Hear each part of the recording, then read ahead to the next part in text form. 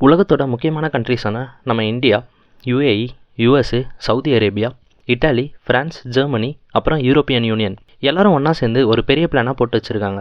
அந்த பிளானோட பேர் தான் India, middle east, Europe economic corridor. Economic corridor இந்த வார்த்தையிலே புரிஞ்சுக்கலாம், இது ட்ரேட்காக உருவாக போகிற ஒரு ரூட்னு.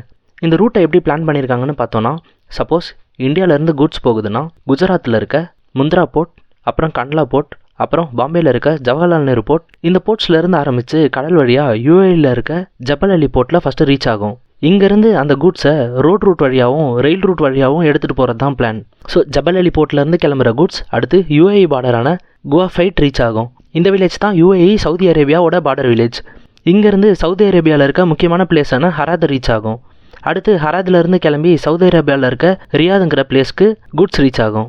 அடுத்து ரியாத்லேருந்து கிளம்புற குட்ஸ் சவுதி அரேபியாவோட முக்கியமான பார்டர் டவுனான அல் ஹடிதாவை ரீச் ஆகும். இந்த பார்டர் ஏரியாவிலேருந்து கிளம்பி ஜோர்டனை கிராஸ் பண்ணி இஸ்ரேலோட முக்கியமான போர்ட்டான ஹைஃபா போர்ட்டில் ரீச் ஆகும். இந்த போர்ட்டை தான் அதானி $1.2 பில்லியன் அக்வைர் பண்ணி வச்சிருக்காரு. இந்த போர்ட்லேருந்து கிளம்பி ஃபைனல் டிரான்சிட் முடிச்சு இந்த குட்ஸ் கிரீஸில் இருக்க பிரேயஸ் போர்ட்டை ரீச் ஆகும். இந்த பிரேயஸ் போர்ட்லேருந்து மற்ற யூரோப்பியன் கண்ட்ரீஸ்க்கு குட்ஸ் ரீச் ஆகும். இந்த ப்ராஜெக்ட் ஏன் ரொம்ப முக்கியம்னு பார்த்தோன்னா, சுயஸ் கனலுக்கு ஆல்டர்னேட்டிவாக இருக்கும்னு சொல்கிறாங்க. ஏன்னா 2021 எவர் கிவன் அப்படிங்கிற கார்கோ ஷிப்னால நடந்த பிளாக்கேஜ்னால கிட்டத்தட்ட ஒரு நாளைக்கு $9 பில்லியன் லாஸ் ஆச்சு. அதே போல் ரீசெண்டாக யமனோட அவுத்திரபல்ஸ்னால ரெட்சியில் பைரசி நடக்குது. அதாவது ரெட்சியில் ட்ராவல் பண்ணுற கப்பல்ஸை வழிமறித்து கொள்ளையடிக்கிறாங்க. இந்த மாதிரி பிரச்சனைகள்லேருந்து தப்பிக்க இந்த ரூட் ஒரு ஆல்டர்னேட்டிவாக இருக்குன்னு சொல்கிறாங்க.